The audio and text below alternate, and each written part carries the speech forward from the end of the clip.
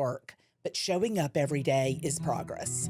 This is the 365 Proof Podcast, where we share real stories, honest conversations, and practical insight from mental health experts, addiction specialists, and people living the message. If you're looking for guidance, inspiration, or real insight into recovery and purpose, you're in the right place.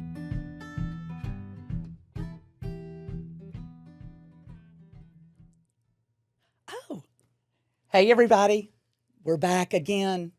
This is the 365 Proof Podcast. I'm Courtney and I'm your host today. Daniel is out. So I'm hosting and we have Carly Caver as the co-host today. Happy to be here. Yep. All right, so we've got a great conversation lined up today. Joining us is Ray Coleman, Director of Communications for Mississippi Veterans Affairs. And what I love about Ray's background is he didn't just step into this world, he's lived on both sides of it. He spent years in television as a sports director and reporter at WATV, an ABC affiliate. Correct. Want to throw that in there.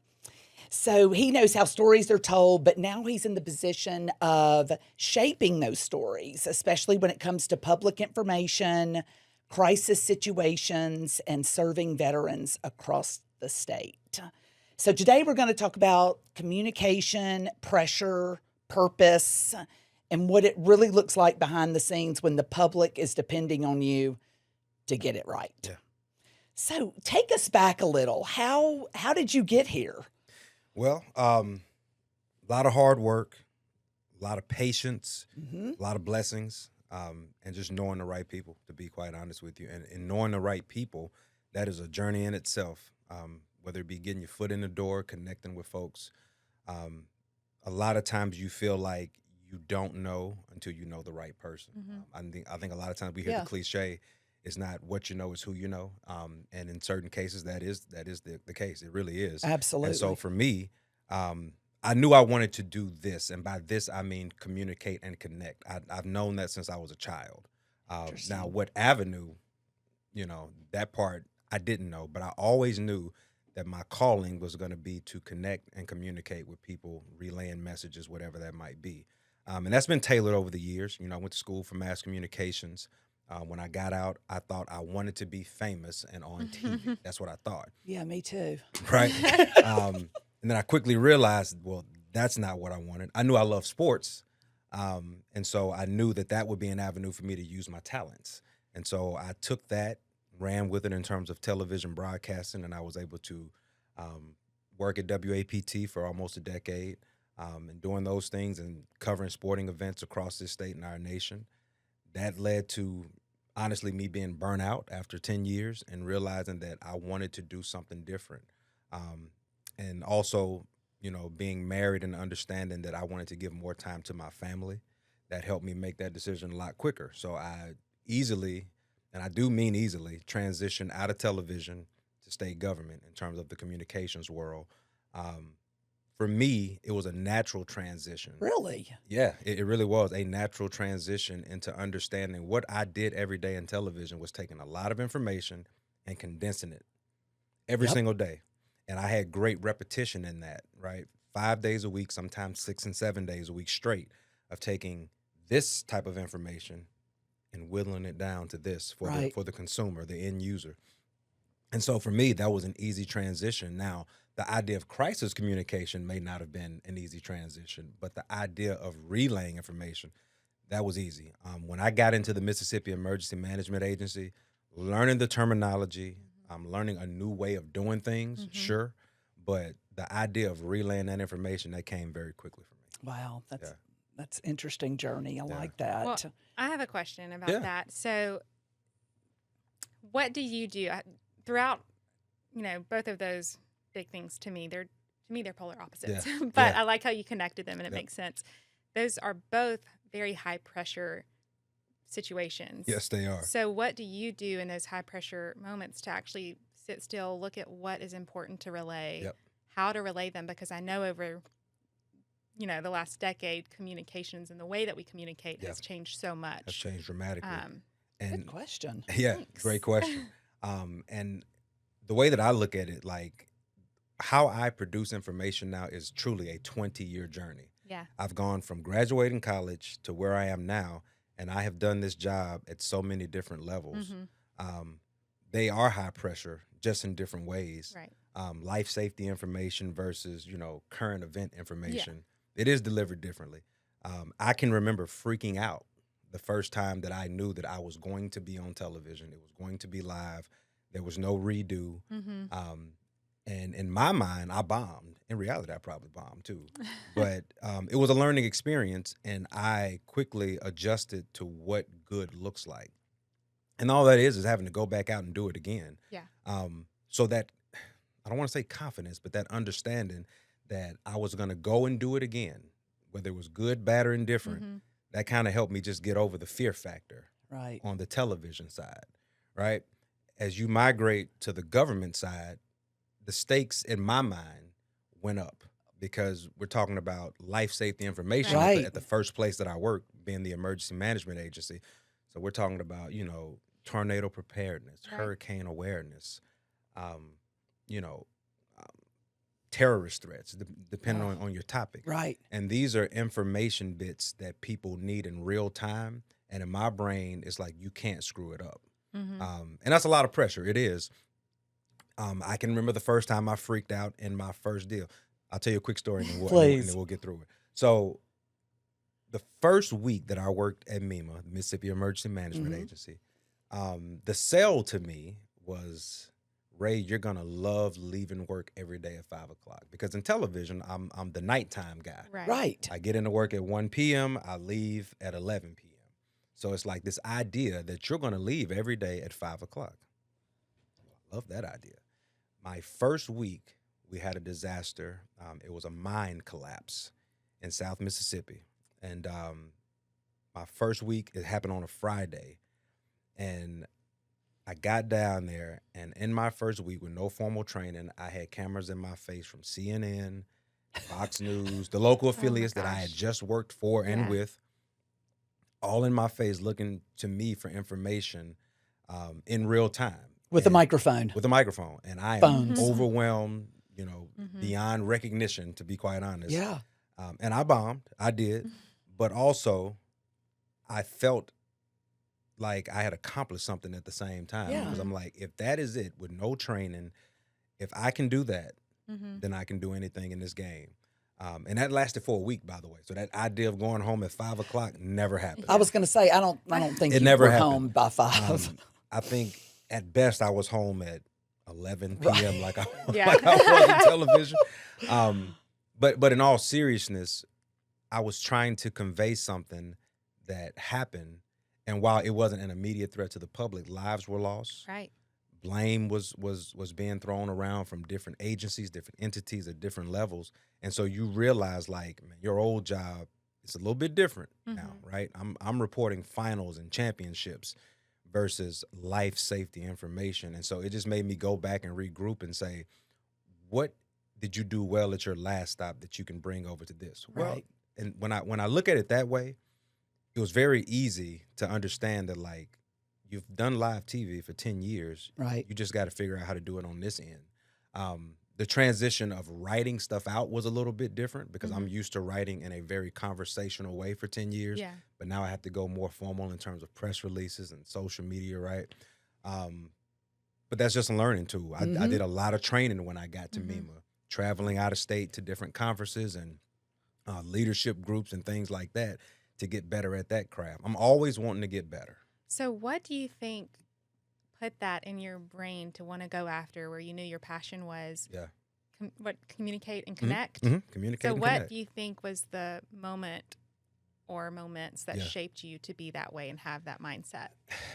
I am a talker. My wife will tell you that. She's very reserved, and she always says that Ray will talk to anybody. And that's a fact. That's a fact. So I know, if anything, if I don't understand anything else, that my life has to revolve around communication because I can't be at the desk all day guy, loner. No. I don't work well in that setting. I have to be out doing this very thing. I do. I have to. You're a people person. I'm a people person, and right, so I can't do something that doesn't allow me to be out and about and connecting with people. Right. That's my work. That's my own personal healthy journey in my career. When we talk about the effectiveness that it has on others, well, I know how to take people that maybe don't think alike, Right. don't look alike, whatever that is, and bring them to a common space where they can feel comfortable talking to each other. I do love consider that. Such a myself. gift. I do consider myself a uniter in that space. Yeah, you can't learn that. Yeah, maybe not the It's best. a gift. Maybe not the best, but I do feel like I can bring people together to have conversations, right? So when you recognize that, the question then is, what do you do with it? Are you just gonna hang on to that, sit on that gift, and not use it, or are you going to use it? Mhm. Now, Right. I would do that if I wasn't getting paid, but obviously, if I know I have the gift, I might as well get paid. Yeah. doing it. Right. You know what I mean? So that's why I still freelance doing play-by-play for Clinton High School, working with MHSAA for their championships, because I know I have the gift to do it. Yeah. It's not an egotistical thing. It's just I No. know that I'm good at what I do. I love it. So why not continue to do it? But also in the game that I'm in on the government side, use it as a service. In my case now, use it as a service to America's best, and that's our veterans. Awesome. Yeah. On that note, I'd love to hear about what the Veterans Affairs Office does. Yeah. Just a big overview. Sure. And I also feel it might be important to share what is the difference between, stateside versus federal. Yeah, and it's a great question, because I'll tell you, when I showed up to this job day one, I had no clue of the difference between state VA, which is what we are, versus the United States Department of Veterans Affairs. If you would have asked Ray day one, it just would have been, it's all under one umbrella. Yeah. Right. Right. And it's not, and that is something that I will be honest with you, I constantly battle with to try to decipher. Not that like I'm trying to separate us and saying we're better than them or we're not them, but we want people to understand what services are available where. Right. So that is a mission that I battle with every single day, because folks think just like I do that it's all under one umbrella. That's right? what I thought. So that's the first thing. Yeah. Now, knowing that, the best way for me to break it down is that our federal partner, the VA, they are in charge of, if you think of it in this way, hospitals. Okay. So that immediate care and that long-term care from a mental health standpoint. So physical, mental, spiritual, whatever you want to call it, they are there in that space. Clinical, that space. Okay. All right. That's Hospital. Hospital. Think hospital. Think hospital, think medical, think long-term in that space. Those are our federal partners. On the state side, it's real simple. We have 3 pillar programs, I like to call it. Long-term care from a nursing perspective. So our aging veterans, long-term veterans homes. We have 5 of those across the state, and I'll get into that. We also have the cemetery program here in the state. So we own and operate the veterans homes in veteran cemeteries in Kilmichael and Newton. There are federal cemeteries located throughout the state of Mississippi. That would be like the one in Vicksburg, the Military Park and Cemetery. There's one in Biloxi, I believe. But the 2 that you see in Newton and Kilmichael, we own and operate those. And then the one that I think touches everyone in the state of Mississippi, when we're talking about from the veteran perspective, is the VBS, Veterans Benefit Specialist, Veterans Benefit Services. If you have ever filed a claim, if you need to file a claim, if you don't know how to file a claim, we can help you with that. That's huge. And that's huge. And listen, the federal side does it too. That's kind of like something that is such an immediate need. If you have VA attached to your name, you're probably in on it at some point, because benefits, claims, that's the way that you give back to the veteran. That veteran who has gone on and served and lost their hearing because they were a part of the artillery unit, or, in battle they were wounded. When they come back home, they have to file claims to get these benefits. And whether it's right or wrong, that is the process. And so state VA and federal VA help out with that. That is non-negotiable. But here's the difference when we're talking about a veteran coming to the state. You come to us, we have people who that's all they do, and they will help you at no cost. I know a lot of times there are conversations, or you see commercials geared towards, hey, we'll help you file this claim and get you $20,000 guaranteed based on you losing your hearing, or if you ever been affected by Agent Orange. Like, you hear these terms that probably mean nothing to the general public, but to a veteran, they know because they have served in a certain area, they're at risk for certain deficiencies. Well, we have what we call these sharks that are out here that are saying, hey, we'll help you, but we'll take 10% of your settlement. Yeah. But we'll Right. guarantee you $20,000. Well, that sounds good and Too good. too good. And by no means am I telling people to not try different avenues. I'm just simply here to tell you, as a state agency, you know, Mississippi Veterans Affairs is here to help you at no cost, because the cost is you've already earned it by going out and Right. serving your country. I will say I've gotten to see firsthand. Chris Ellis is in your Yes. office, and Yes. he has come out to our facility at Defining Wellness to work with veterans and go over their benefits, even if it's just to help the veteran understand Sure. what they have or what they could Yep. get, all of that. But the kindness that your office has shown our veterans, Yeah. just firsthand from what I've seen, has been incredible. And the time that you guys take with each of them. Part of it is an educational piece. I'll tell you that, because a lot of our veterans in Mississippi, they don't know what they're entitled to. Yeah. And you don't know what you don't know. So you have to be educated on that. So that is a huge, huge piece, right? The other thing I'll say is, when a veteran or a veteran's family member comes to us, and by the way, by to us, I mean you can come to our office in Jackson.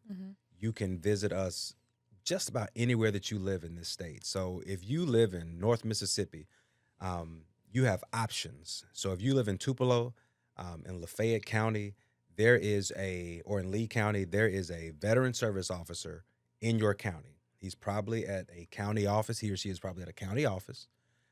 Or you can reach out to one of ours who are going to be probably at a institution of higher learning, meaning like Ole Miss, Mississippi State, Delta State, Jackson State, Southern Miss. We have on staff state workers in those institutions that are ready to help you, like, at a moment's notice. If you would rather deal with somebody that's in your county, county veteran service officers are available. You just go to our website and you can find out who's the closest person to you. It's that simple. Wow. You can make an appointment. You can walk in, whatever you need. You can go in there and they can take you through it step by step. If you've never filed a claim in your life, or you filed 50 claims in your life, you come in and they'll help you with the claim number 50 or claim number 1. They'll help you walk through that That's process. awesome. That's incredible. And it's important because, again, if a veteran has been deployed, 9 times out of 10, they need to file a claim. They need to. Some of them may not want to because they are well off in life, and that's fine. But I still encourage them, regardless of what your financial status is in this life, file a claim, because you have earned that right to do so. Right. Yeah. Right. Tell me about the homes. Yeah. My favorite part. Go. My favorite part. Simply because that's the part that 9 times out of 10 I'm most involved in. I'm a non-veteran, so I don't have that expertise nor that experience to talk to a veteran about filing a claim. Right. I can point them in the right direction, sure. I work with great veterans. My building is full of them, and they have the best stories, which is my favorite part when I go into the homes. So we have 5 veterans homes located throughout the state, and it is strategic. Oxford, Kosciuszko, Jackson, Collins, and the Mississippi Gulf Coast, which is in the tradition community. That's our newest one. And I always brag on that one now because we want to, let people know that it's there, Right. that it's brand new, that it's state of the art. It's located, once again, in the tradition community, 100 private rooms. That's important because the VA recently has changed their guidance on how they want their veterans homes built. All of our other ones were built, I think the youngest one prior to this one was built in the 80s, and they're all double occupancy. So everyone has a roommate. Now, you can pay extra for a private room if we have that ability, that space available. But for the most part, it's double occupancy. So you have to have a roommate. In tradition, single rooms. And it is, I'm telling you, it's unlike anything I've ever seen. Our 4 veterans homes, the older ones, are 144,000 square feet, if I'm not mistaken.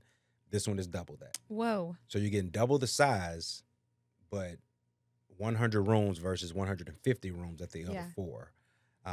All of them, though, are built around this premise: superior care, superior service, because we're talking about our aging veterans that have served from World War II, Vietnam, Korea. So they're a little older in age. They need a little bit more compassionate care, but that's what we specialize in. So when they come to us, our average age is about 85, Mm-hmm. 85 plus. But the best things about our veterans homes is that when they show up, they are truly in a tribe. They are in there with Army, Navy, Air Force, you name it, and they all have similar experiences. Yeah. And so they're truly, while they're not in their home anymore, this is their home now. Right. They get to have conversation with guys who have been, through similar journeys, Yeah. around the same age group. So they have great conversations. There is a understanding amongst the group when they come in. So they're not talking to somebody who doesn't know what they've gone through. They're talking to guys who they've been with, right? Yeah, I want to point out too, I had a chance to talk with you before we sat down, and you mentioned that even though there's that many rooms, that many individuals in one space, y'all still listen to the needs of each individual. So even if it's something as small to us, but big to them as having Netflix availability on TV or a ping pong table. It's like when you show up to our veterans home, for the most part, you're going to see a lot of Westerns because that's just what they like to watch. But we have younger veterans that are coming in now. And so the younger veterans, they are more used to streaming or more up-to-date programming. And so you have to accommodate for that. Every veteran in our home has their own care plan. That's just a part of it. Yeah. So we have social workers, we have specialized, nursing care, therapy, whatever they need to have that higher quality of life with us, we provide it. And that's in every home, not just the tradition home. While they have great amenities, at the Oxford home, the Jackson home, which is our oldest, have the same availability when we talk about therapy and activities, nutrition, all of that. So whether you be someone who needs a high protein diet, it's specialized just for that one individual. It is truly, we understand that most of our veteran population in the home are men. So they are coming from a place where they have been in charge, been able to do whatever they want to do, and now they're going to lose a little bit of autonomy. And that's hard. So you must accommodate them in every possible way, because they're going from a place where everything is how they want it to a place where they may have to follow a few more rules, but it's still their life. Right. And we believe in that. And that's just the way that we approach it. Yeah. We approach it as we're giving them the best quality of life in this home. And it truly is their home. And again, the reason why it's my favorite, aside from all of that we give them that dignity that they've earned, they have the best stories. Yeah. Like if you think about it, all the things that we grew up reading in the history books, they lived the history. So I've been able to interview World War II veterans, and they talk about their journeys in Iwo Jima, their attacks, their survivals, the friends that they've lost, why they joined, how they illegally joined because they were really 16 and they forged things that you don't even think of. Guys that have served in World War II, Vietnam, and Korea, and you're like, how is that even possible? Then you find out why. These very men, and now women, because the women population is growing so rapidly, they have these stories that, like you said, you watch in the movies, you read in the books, they have them. Right. The Band of Brothers, like it's based on a true story. We have those people here in Mississippi. We had those people here in Mississippi. Folks that fought in Iwo Jima. I met a true Iwo Jima vet, and he tells his story, and it's mind-boggling. And then you hear, when you're looking at this guy, like, you don't understand that you're a war hero, that you're a true American hero, and he's like, nope, I'm just a guy from Collierville, Tennessee. You know, that the sheriff told me I got one or two choices, and his whole life changed. Yeah. Right. It's the best stories, and I, like I said, I'm lucky because I get to go and listen to them whenever I want. Right. And it's why I started the podcast in the first place, so people could hear those stories and that they live on forever. But that's what you get in our homes. Like it's a real treat for the staff, whether it be nursing staff, administrative, that you get a chance to serve those who have done everything. Yeah. Everything for us. That's amazing. Yeah. My uncle was at the Kosciuszko home. Yeah. Listen, when he first got there and my mom went to visit, Sure. she called me and said, I am blown away. Yeah. She was like, Courtney, you're going to have to go with me. The staff is unbelievable. Like, I have never felt so welcomed and everybody's happy. Yeah. And I'm like, oh my God, Mama. And she goes, I just, it is, I am so relaxed now. And he was there, diabetic, Mhm. Was a high profile for Mississippi divorce attorney, and veteran, and just Yeah. had the most wonderful experience. And my mama's real hard to please. Yeah. And she was just, I remember her calling me that Yeah. day Yeah. and just driving home and going, you're not going to believe this. Place is incredible. Thank you for sharing that, Yeah. by the way. We strive to have that very experience that you're talking about. Do we hit the mark every time? No. That's the reality. We are trying to provide a lifestyle for, if each home has 150 beds and they're all full, 150 personalities. Right. So everyone's not going to gin up with that. But we try to strive for when the child, the grandchild comes in, that they feel like that their loved one is being cared for better than they would be at home. Right. It's a hard decision to say dad or grandma, because we have women veterans, especially in our Oxford location. Granddad, grandma, dad, mom, we can't care for you the way that you need care anymore. Right. Right.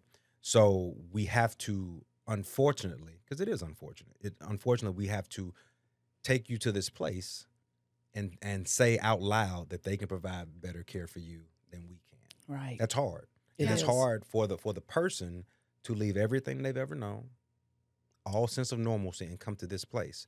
So it's on us. It's not on them. It's on us to provide, one, a sense of calm, a sense of balance, a sense of belonging, and a sense of, hey, man, you're going to get everything that you deserve and more at this place. Right. And that's what we strive for. Like I said, we're not perfect.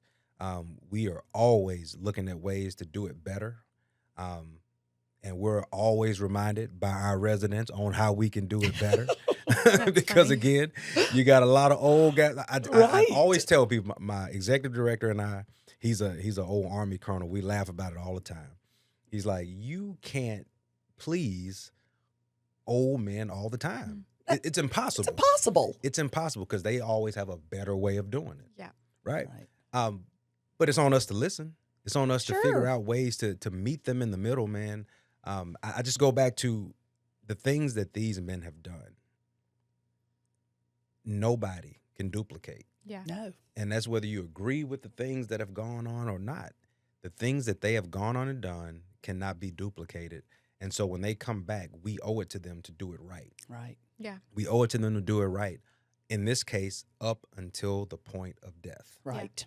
It is. And then after they die, we have our veteran cemetery program where we honor them. We call them our resting heroes because we are taking care of them into perpetuity. You know what I mean? Right. So we want it to be where you visit our cemeteries in Newton and Kilmichael.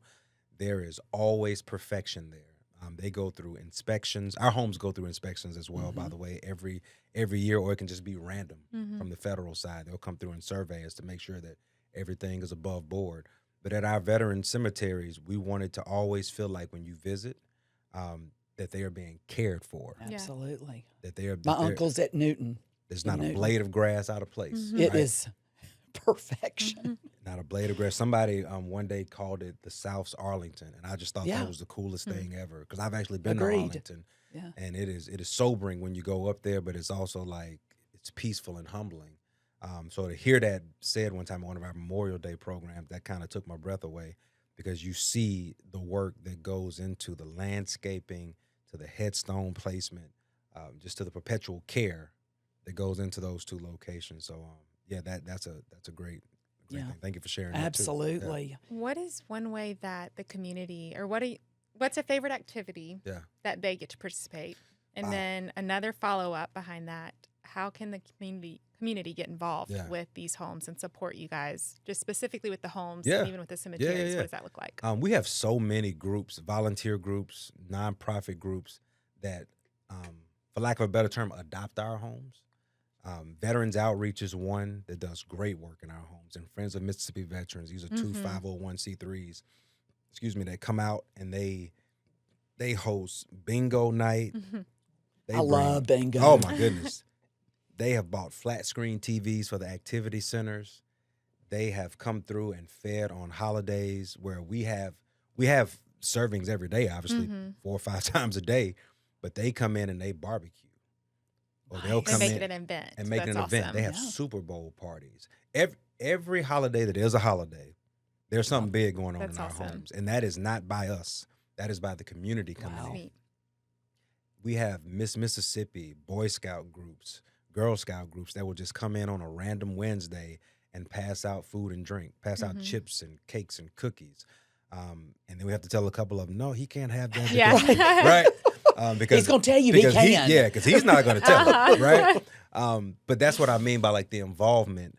It's not hard to get folks to come out and get involved with our veterans home. We are so grateful for that. They are truly a lifeblood of what we do. They really are. Yeah. From the nonprofit groups who help raise money to the folks who just come by on a Tuesday individually and say, I want to donate $25. Yeah. Yeah. It all counts because we have some veterans that don't have any family Right. in the home, and they don't have a high income. And so there are certain things that we just can't do for them as a state agency, buying glasses, socks, Oh, wow. toiletries, Right. right? And so these funds that come in are people who just bring them on their own. That's They're awesome. invaluable. And Yeah. so just on the back end of that question, get involved if you want. Like if you want to come by, and classes in elementary school will bring Christmas cards. Oh, If you just want to come by and sit and talk with veterans, you're allowed to do that. Like Yeah. that's not a, stay away. You Right. are absolutely welcome to come by and visit. You can plan ahead. You can show up, plan ahead if you don't mind. Right. It's just easier that way. But folks can get involved any way they see fit. If they feel it in their heart to financially give, we have that avenue. If you want to just come by and spend time, we have that avenue too. All of our homes would love it for their communities to get involved.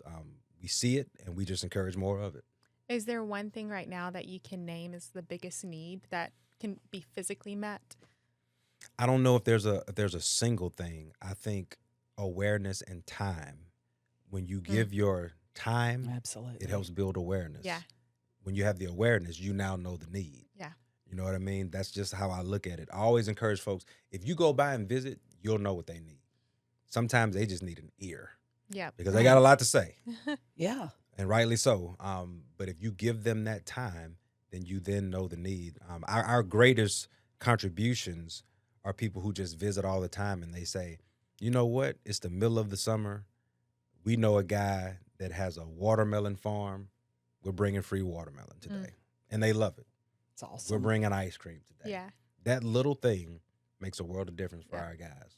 You know what I mean? And they may have had watermelon yesterday, but just the fact somebody brought it and thought Right. of them Yep. Yeah. and let them tell their one story, from when they served.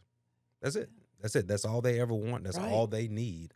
The state, by all accounts, does a great job of supporting our homes. Whether it be the day-to-day operations or the long-term projects, you see that Mississippi is investing in the veterans home community. They know that we have, 180,000-ish veterans in Mississippi, and that number, while it's decreasing right now, it's probably going to increase because we have a large women's veteran population. So that is changing the standard of what healthcare looks like on the federal side, what long-term care looks like on our side, right? That's why we have the private rooms now, because they understand we're getting a larger number of women veterans, and you can't room men with women. You have to be able to provide that private space. It's necessary. So they're making all the right steps on the state side for us with our funding, on the federal side when it comes to our partnerships. It looks good here, and rightly so, because I will continually say it. They deserve the best. Yeah. Absolutely. What's something civilians don't fully understand about life after service? It can be a journey that not even the veteran was ready for. Wow. Yeah. I have not served a single day in my life, and I watch the struggles of strong men and women. Strong. They have seen things, they have done things that you and I cannot fathom. Yeah. Yeah. It's just the best way for me to explain it. And I work with men and women who are highly educated, highly motivated, and even they struggle. And they will tell you that firsthand. And so the thing that I would always tell the civilian is that, one, recognize what I just said. Mm-hmm. Two, don't be afraid to have a conversation. Right. Don't be afraid to have a conversation. We all know veterans. Yeah. We may not have one in our family, but we know somebody that has served. And so it's on all of us to like make sure that they have what they need. Like that. Right. That's kind of how I approach it. You know somebody who has served. And so what can you do to help? You can say, thank you for your service. Mm-hmm. You can donate. You can, join a volunteer organization that serves veterans. Whatever it is, that answer is always open-ended, because it's like, my answer back to that is, what do you want to do to learn more about the veteran experience? Right. You don't have to serve. You can just ask, what is it like? And then from there, again, awareness helps bring clarity. Now I know what I can do to help. Right. Communication and connecting. Communication and That's connecting. right. Absolutely. What has leadership taught you? Wow. Now that is a great question. Wow, That is- Courtney. Leadership has taught me patience. There you go. And when I say patience, I mean starting with self. Yeah. You have to give yourself grace. You have to give yourself a lot of patience, because you need that when you're dealing with different personalities. Right. Patience goes a long way. And then you have to be willing to listen. You have to be willing to listen. I don't have all the answers. I'm in a unique position where, honestly, my answers don't really so much matter anyway. I always tell folks my main job is to take everyone else's ideas and just put them on wax and make them sound nice. My idea is the collection of the ideas. Yeah. So I don't ever really stress about bringing my idea to the table, Right. unless it's like, Ray, what are you gonna do with our ideas? Then it's Right. like time for me to Yeah. express myself. But yeah, like for me, it's listening. I like to do, the only time when I'm not talking is when I'm in a meeting. That's when I do the most listening, Right. because that's when I'm getting all of my information. So for me as a leader, listen before you speak. It goes a long way, man. I'm able to talk so much now because I have learned so much. Right. And all of my ideas, I promise you, are coming from other people. Yeah, I get it. It's coming from a few experiences, sure, but it's just coming from other avenues that I know it works now. Right. That I know it works, man. So I mean, you're an expert. yeah, and just be patient and give yourself grace. That's like a life lesson too. Mm-hmm. Give yourself grace. There's Right. so much going on in this world that you have to be patient with self and understand that it's not always going to look right. When I go to work, I know that some days I am going to be awesome, and then some days I am just going to be like, yeah, I probably stole money today. Right. I did. I probably stole money today because I didn't have it. But that's okay. I know that the sum of what I do for this agency and what I do in life, it's going to be all right. Absolutely. Do you miss sports broadcasting? So the best way to answer that question is yes and no. I miss having access. That is the ego part of me. I miss having access to being able to go to a game when I want, how I want. It's hard to watch an SEC football game from the sideline and Right. then know now you got to watch it from the bleachers. Right. That part is hard. Right. But I don't miss it enough to want to go back and work crazy hours with no days off. I don't miss it enough. I have enough on my plate with my wife and my child and the other things that I'm interested in, and the freelance work that I do is just enough to get me Just by. enough. I Just love enough it. to get me by. Yes. I love it. Yeah. When I told my husband last night, I was like, oh, Ray's a sports broadcaster. Yeah. He's like, what? Yeah. And I'm Yeah. like, settle down. You can't go. Just anything sports. It He's is- all over it. It is my guilty pleasure, and it kind Yes. of keeps me engaged, and I hope keeps me young. But it's just a guilty pleasure. It is not a necessary need anymore, which I greatly appreciate. Yeah, Yeah. that's awesome. All right, so what's harder, calling a live game or managing a crisis? That's another great one. Coming in hard. That's another great one. You know what? I would think calling a live game. but- Honestly, it's still the crisis. It's still the Yes. crisis. When calling a live game, you don't have time to panic. That's true. You don't have time. So I feel like I would find the time to I- panic. Courtney. I was having this conversation a couple of weeks ago, actually. So I was getting ready for this past year's basketball championships with the MHSAA. one of the guys that works in production that does the technical directing, he is in charge of production at Word of Life Church, which is the church that I attend. Okay. And so I work for him every Sunday, essentially, right? And so we connected, and he was like, man, don't you do the play-by-play? I said, yeah. He's like, I'm Richard. I work, the technical side during the championship. So that's how we connected with the serve team at production. So we knew we were going to be working together. And he says, dude, I don't know how you do it. Like, you don't freak out when it's time, like, for us to go on the air? I said, listen, man, I freak out when I'm in there with y'all. When I see all these buttons, like how we are now with all these TVs and buttons, I'm like, if y'all got that part right, I have my part right. Right. That's the easy part. Now, if I hear y'all freaking out in my ear in the background, then I know. Turn it down. Now I'm freaking out. Right. So he said, note to self, don't make any noise. Got it. But listen, once I'm on the air, it's go time, man. There's no room for freaking out, and I'm just having fun. What I do day to day is way more stressful because I know it's, to me personally, I know that it's more important, like the mission that we do every day for veterans, or whether I was at the AG's office when I spent, a few months, or when I was at MEMA and I spent a couple of years, all of that stuff is truly important. Like that's what's really shaping people's lives every day. Right. And so I know that we have to get it right. Now, I'm not putting myself underneath the guillotine, freaking out about it, but I'm also taking it way more serious. Well, I appreciate that, the respect that you have for that. Absolutely. For sure. In those two fields previously with the journal's office and then MEMA, was there two things that you felt really proud of that you were able to accomplish? Great question. Yes.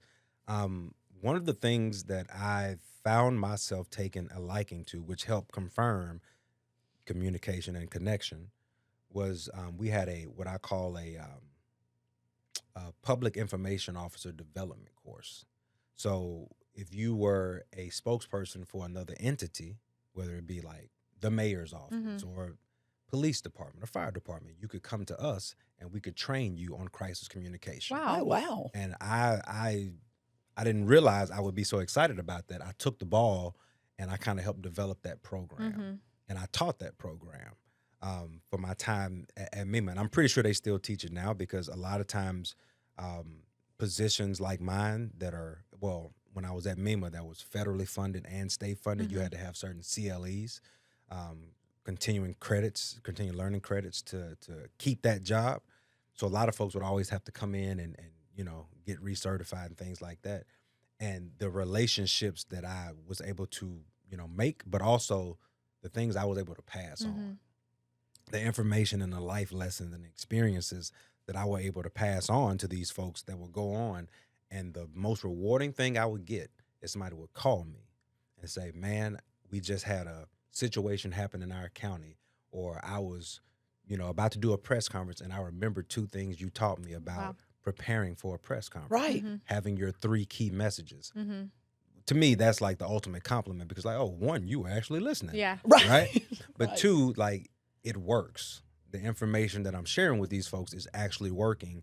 They feel more confident now to go out and do a podcast episode or do a live interview or write a press release. Like, that to me lets me know that the work is working. So that to me, that's the most rewarding thing on that side. And the most rewarding thing on the TV side is to hear people say, I used to watch you every day. For a guy like me from little old Port Gibson, Mississippi, for somebody to say, man, I used to watch you every day. I'm like, first of all, wow, you took some time out of your day. But then it lets me know, like, man, I'm blessed. Yeah. You are. I'm blessed. I had an opportunity to do something that I always wanted to do. I did it, and I think I did it well. And it worked out to where people actually took the time to enjoy it time and time again. That is humbling, and it just lets me know, like, man, God does love me. It's kind of nice. Well, I think it's been neat as I just hear you speak. You know that you have a voice. Yeah. And I wish that more people knew that you do have a voice and you can make it to where people hear it. If you choose to be confident in that. Yeah. And even at like small, like my son. Yeah. This past year has been a huge learning curve for me that, oh, wait, I do have a say-so in his education. And people actually listen if I choose to speak up. Yes. And so in everyday life, if we choose to have that confidence and we choose to go that route, we can make a difference with our voice. And people do listen. Yeah. So listen, there are a lot of people out there using their voice for evil. just going to be Yeah. blunt about It's it. up to us So to speak why up. not use your voice for good? Yeah. You got some good in you. Put it out there, man. Whether it be in your day-to-day life, whether it be your occupation, there are people out there needing to hear the good. Yes. So why not take a minute to do this? It's a no-brainer for me, and maybe it is a brainer for somebody else. Don't let it hold you up. Like, you can use your voice to inspire somebody, to inform somebody, to direct somebody, all of that. And we all have that in us, like, whether you believe that or not. Tell my wife, like, she's very quiet, but when she says things to my kid, it gets action. Yeah. It gets a reaction, and then it gets action. Right. So you have it. You just had to pull it out and do it. Yeah. Yeah. And to that point, you have Mississippi Salute. That's your podcast, Yes. Brett. Yes. Can you share a little bit about that? I encourage our listeners to give that Yeah, a listen. it was just an idea. I visited the World War II Museum in New Orleans, and they have all these great exhibits, man. But they also have these great audio recordings and video recordings of World War II veterans. And when I got this job, I thought to myself, well, Mississippi has World War II veterans, Yeah. right? So the whole premise was just to see if you could find World War II veterans, and interview them, ask them 5 or 6 questions, and ultimately, my hope was that, like, one day the World War II Museum would just ask for them, and you just hand them off, right? Because they're living, breathing history. Yeah. And from there, it just became, well, we got veterans out in our veterans homes that have served in Korea, Vietnam, you know, Operation Enduring Freedom, you name it. And so my hope for this podcast is that it doesn't matter what conflict you served in, even if you didn't serve, or not didn't serve, even if you didn't, you know, have a deployment to a conflict. Right. We want the opportunity for you to tell your story, because after these folks come back, or while they have served, they've also been successful businessmen and women. Right. They have been great, you know, civic leaders. They have been great family members, entrepreneurs, you name it. They all have a story. Yeah. And if you can see yourself in somebody else's story, you're like, all right, well, then I can do this too. They're not just a soldier. They're a soldier with a story. Right. They're a soldier with a story that deserves to be heard. I'm trying to interview all of our board members. I've interviewed our executive director. I've interviewed volunteer program leaders that serve veterans. So it's not just about the veterans, about the veteran community and the veteran experience. It's all of that, just to share knowledge of what goes on in these lives and how you can be a part of it. That's it. That's huge, especially for us civilians Yes. who That's don't really right. know Yes. much about it. Yes. I have the ability to read the letters that my great-grandfather wrote home while he was serving. Wow. So cool. But how cool would it have been if I could hear, you know, his voice and his emotion behind it as he shared this? So That's I love that you're doing incredible. that. That's really awesome. I tell people all the time, you know, my hope is that after I have moved on from this agency, or if this agency has moved on from me, that they have the opportunity to bring in the next person in this seat, and they can pick up, you know, where I left off and continue to tell the stories. And hopefully one day somebody gets to hear the story of that Iwo Jima vet that I'm talking about. Right. And they can hear his own account of what he experienced. Yeah. Not the History Channel, which all respect to the History Channel, all respect to our history books, but I'm talking about living history, like his own version of what it was like to be shot at, afraid, and do it anyway. Right. What it was like. And then here he is today. And here he is today. And how he got through that. Yeah, that's huge. Yeah, like that part. That part is the thing that I'm always most interested in, because we see these men and women and see them as these, maybe it's just me, but in my eyes, I'm like, y'all are superheroes almost. Right. But in their eyes, they're like, no, I'm an ordinary person who did an ordinary thing, and y'all just see it as extraordinary. But I need them also to understand it is extraordinary. I'll give you this quick story. Yeah, I know. One of our veterans who recently passed, he was our oldest living veteran in our home system. He was 103 years old. Wow. Mr. Pinellas Turner, born in the Great Depression, lived in Southwest Texas, joined the military at 18.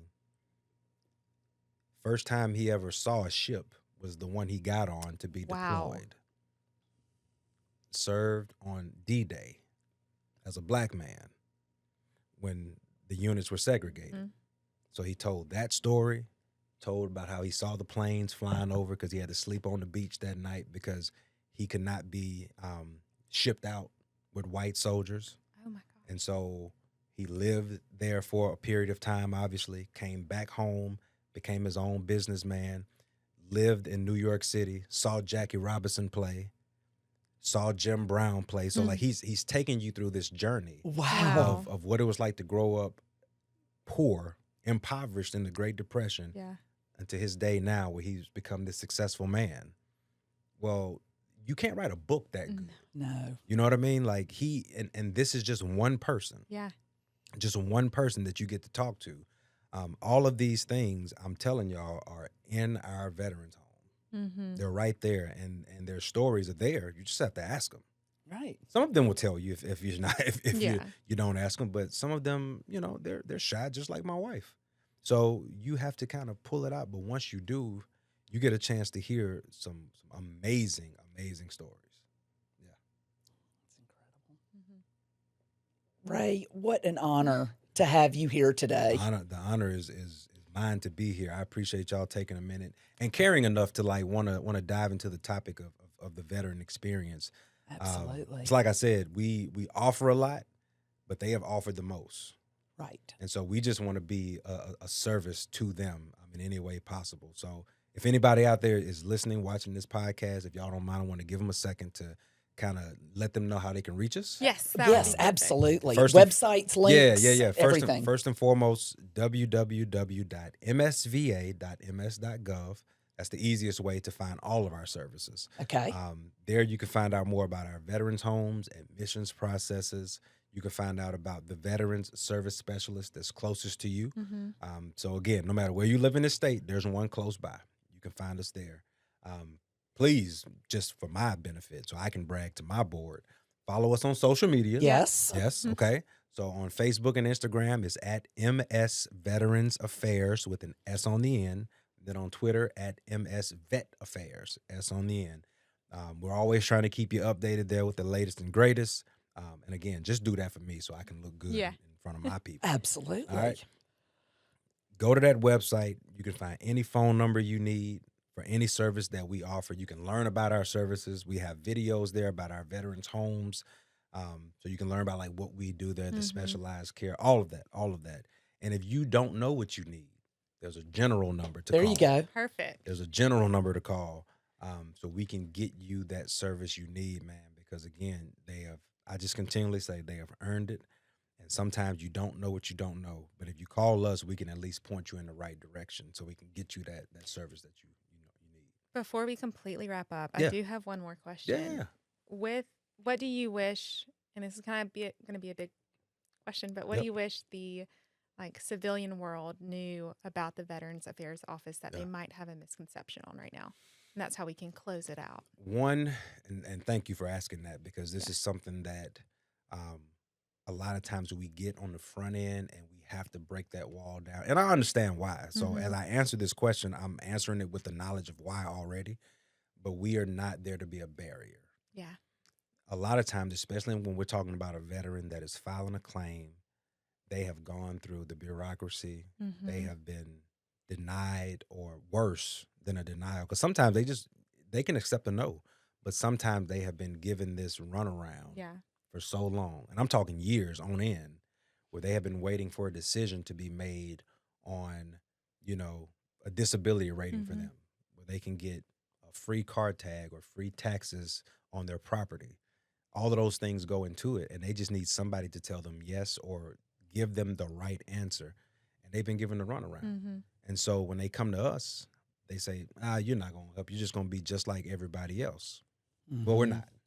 No. We're not. We truly have people there that are willing to help you. And here's how I know this. Most of our veteran service officers, if not all of them, if I'm not mistaken, but I know for sure 80% of our veteran service officers are veterans. Mm-hmm. So they're not going to be there to give you the runaround. Right. They have Right. skin in the game just like you. They have claims in the system just like you. You heard, y'all know Chris Ellis. Yeah. Chris Ellis has claims in the system. So while he's helping you, he's probably checking on his too. Yeah. So he knows the processes. He knows the bureaucracy. He knows what it's like to be held up and frustrated, Mm-hmm. all of these different things. we have those folks there to walk through that step with you. So when you're frustrated, they're frustrated. They're going to be frustrated with you. But they know the steps to help keep your claim going. That's just one example of something that I know can be frustrating for the veteran, and they can come in kind of with a guard up. And I would just simply say to them, don't give up. Give us a try. Give us a try. I know you may say the system doesn't work. And listen, the system can be better. It can. And yes, Ray is a part of the system. I'm wearing the shirt to prove it. All right. It can be better. But I know I want people to continue to try to help us make the system better. Right. And the only way we can make the system better is if you come and work through the system with us. We're going to hear you. We're going to hear you. We're going to hear you. We're going to do our best to help. And to every veteran and veteran family member out there, because it's a group effort. It really is. It's not just the veteran. It's the wife, the child, the grandchild who are still dealing with granddad's claim. There are people who are getting benefits today that were filed 20 years ago. That's a harsh reality. It is. That's a harsh reality. But in that reality, I still say to that family member, to that family as a whole, do not give up, because you've earned that. Right. The only reason you're able to file a claim is because that man or woman went and did a service voluntarily. Yeah. Or they were drafted. If we're talking about World War II and Vietnam, or they were drafted. Either way, if they have raised their right hand to defend the Constitution and the United States of America and its people, then when they come back, we owe it to them. That's non-negotiable to me. Right. And I'm telling you, that's non-negotiable to the veteran service officers across the state. So please, please, please try that again and again and again until you get what you deserve. Yeah. Thank you so much, Ray. Thank y'all for having me, man. This has been one fun. more question that we ask all our guests. Come on. What do you do for fun, and how do you take care of yourself, life, work, balance? Now we're talking.